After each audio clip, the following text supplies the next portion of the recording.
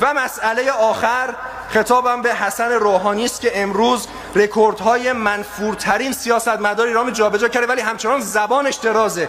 آقای روحانی که تو امروز برمیگردی میگی تصمیمات مجلس با نظر اکثریت مردم فاصله داره، تو چرا دردت اومده ما جلو فساد و بانک آینده وایستادیم؟ به تو چه ربطی داره که ناراحت میشی؟